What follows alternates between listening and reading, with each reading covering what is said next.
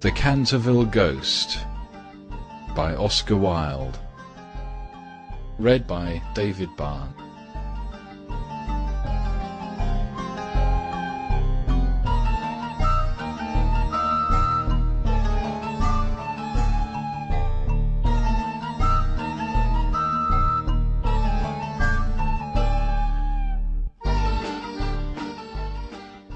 Chapter 1. When Mr. Hiram B. Otis, the American minister, bought Canterville Chase, everyone told him he was doing a very foolish thing, as there was no doubt at all that the place was haunted. Indeed, Lord Canterville himself, who was a man of the most punctilious honour, had felt it his duty to mention the fact to Mr. Otis when they came to discuss terms. "We have not cared to live in the place ourselves," said Lord Canterville, "since my grand-aunt, the Dowager Duchess of Bolton, was frightened into a fit, from which she never really recovered, by two skeleton hands being placed on her shoulders as she was dressing for dinner. And I feel bound to tell you, Mr. Otis, that the ghost has been seen by several living members of my family, as well as by the rector of the parish, the Reverend Augustus Dampier, who is a fellow of King's College, Cambridge.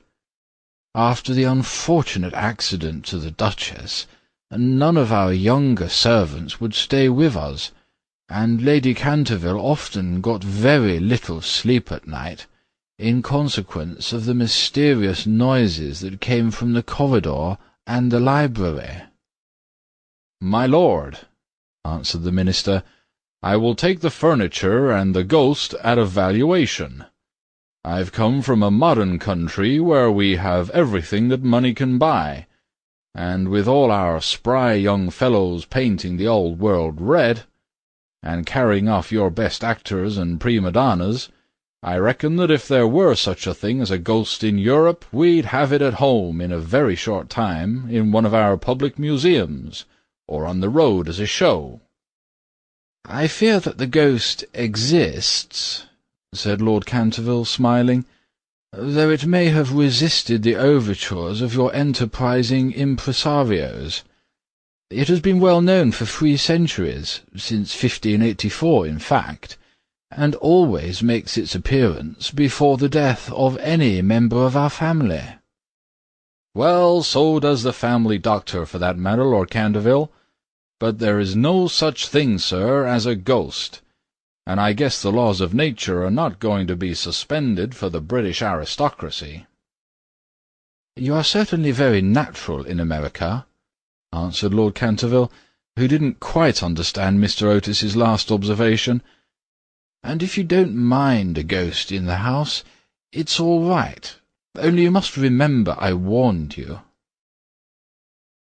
A few weeks after this the purchase was concluded, and at the close of the season the minister and his family went down to Canterville Chase.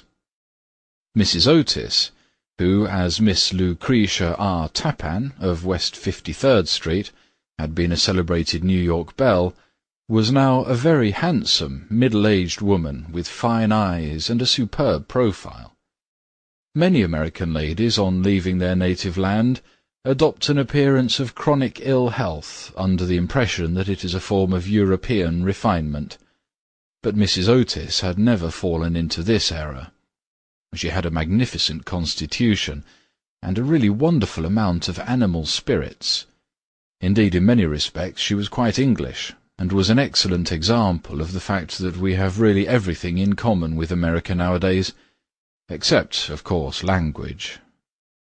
Her eldest son, christened Washington by his parents, in a moment of patriotism, which he never ceased to regret, was a fair-haired, rather good-looking young man, who had qualified himself for American diplomacy by leading the German at the Newport Casino for 3 successive seasons, and even in London was well known as an excellent dancer. Gardenias and the peerage were his only weaknesses. Otherwise he was extremely sensible. Miss Virginia E. Otis was a little girl of 15, lithe and lovely as a fawn, with a fine freedom in her large blue eyes.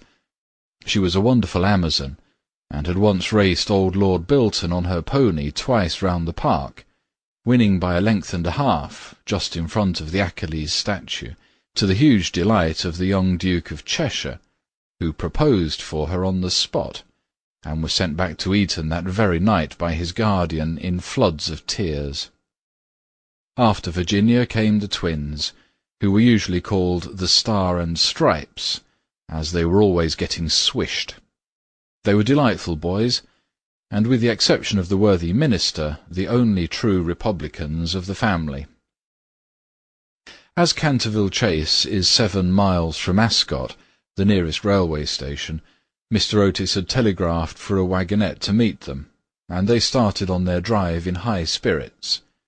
It was a lovely July evening, and the air was delicate with the scent of the pine woods.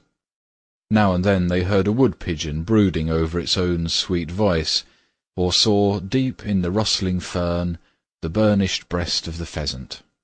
Little squirrels peered at them from the beech-trees as they went by, and the rabbits scudded away through the brushwood and over the mossy knolls, with their white tails in the air. As they entered the avenue of Canterville Chase, however, the sky became suddenly overcast with clouds. A curious stillness seemed to hold the atmosphere. A great flight of rooks passed silently over their heads, and before they reached the house, some big drops of rain had fallen. Standing on the steps to receive them was an old woman, neatly dressed in black silk, with a white cap and apron. This was Mrs. Umney, the housekeeper, whom Mrs. Otis, at Lady Canterville's earnest request, had consented to keep in her former position. She made them each a low curtsy as they alighted, and said in a quaint, old-fashioned manner, "I bid you welcome to Canterville Chase." Following her, they passed through the fine Tudor hall into the library, a long, low room, panelled in black oak, at the end of which was a large stained-glass window. Here they found tea laid out for them, and after taking off their wraps, they sat down and began to look around, while Mrs. Umney waited on them. Suddenly Mrs. Otis caught sight of a dull red stain on the floor just by the fireplace, and, quite unconscious of what it really signified, said to Mrs. Umney, "I'm afraid something has been spilt there." "Yes, madam," replied the old housekeeper in a low voice, "blood has been spilt on that spot." "How horrid!" cried Mrs. Otis. "I don't care at all for bloodstains in a sitting-room. It must be removed at once." The old woman smiled, and answered in the same low, mysterious voice, "It is the blood of Lady Eleanor de Canterville, who was murdered on that very spot by her own husband, Sir Simon de Canterville, in 1575. Sir Simon survived her 9 years, and disappeared suddenly under very mysterious circumstances. His body has never been discovered, but his guilty spirit still haunts the Chase. The blood-stain has been much admired by tourists and others, and cannot be removed." "That's all nonsense," cried Washington Otis. "Pinkerton's Champion Stain Remover and Paragon Detergent will clean it up in no time." And before the terrified housekeeper could interfere, he'd fallen upon his knees, and was rapidly scouring the floor with a small stick of what looked like a black cosmetic. In a few moments no trace of the blood-stain could be seen. "I knew Pinkerton would do it!" he exclaimed triumphantly, as he looked around at his admiring family. But no sooner had he said these words than a terrible flash of lightning lit up the sombre room. A fearful peal of thunder made them all start to their feet, and Mrs. Umney fainted. "What a monstrous climate!" said the American minister calmly, as he lit a long cheroot. "I guess the old country is so overpopulated that they've not enough decent weather for everybody. I've always been of opinion that emigration is the only thing for England." "My dear Hiram," cried Mrs. Otis. "What can we do with a woman who faints?" "Charge it to her like breakages," answered the minister. "She won't faint after that." And in a few moments Mrs. Omni certainly came to. There was no doubt, however, that she was extremely upset, and she sternly warned Mr. Otis to beware of some trouble coming to the house.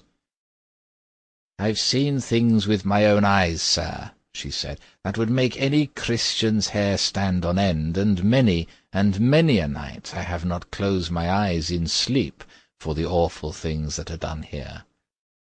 Mr. Otis, however, and his wife warmly assured the honest soul that they were not afraid of ghosts, and after invoking the blessings of Providence on her new master and mistress, and making arrangements for an increase of salary, the old housekeeper tottered off to her own room. Chapter 2. The storm raged fiercely all that night, but nothing of particular note occurred. The next morning, however, when they came down to breakfast, they found the terrible stain of blood once again on the floor. "I don't think it can be the fault of the Paragon detergent," said Washington, "for I've tried it with everything. It must be the ghost." He accordingly rubbed out the stain a second time, but the second morning it appeared again.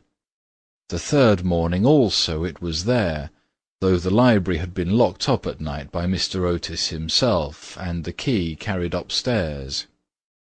The whole family were now quite interested. Mr. Otis began to suspect that he'd been too dogmatic in his denial of the existence of ghosts. Mrs. Otis expressed her intention of joining the Physical Society, and Washington prepared a long letter to Messrs. Myers and Podmore on the subject of the permanence of sanguineous stains when connected with crime. That night all doubts about the objective existence of phantasmata were removed for ever. The day had been warm and sunny, and in the cool of the evening the whole family went out to drive. They did not return home till 9 o'clock, when they had a light supper. The conversation in no way turned upon ghosts, so there were not even those primary conditions of receptive expectations which so often precede the presentation of physical phenomena. The subjects discussed, as I have since learnt from Mr. Otis, were merely such as form the ordinary conversation of cultured Americans of the better class, such as the immense superiority of Miss Fanny Davenport over Sarah Bernhardt as an actress, the difficulty of obtaining green corn, buckwheat cakes, and hominy, even in the best English houses, the importance of Boston in the development of the world soul, the advantages of the baggage check system in railway travelling, and the sweetness of the New York accent as compared to the London drawl. No mention at all was made of the supernatural, nor was Sir Simon de Canterville alluded to in any way. At 11 o'clock the family retired, and by past all the lights were out. Some time after, Mr. Otis was awakened by a curious noise in the corridor outside his room.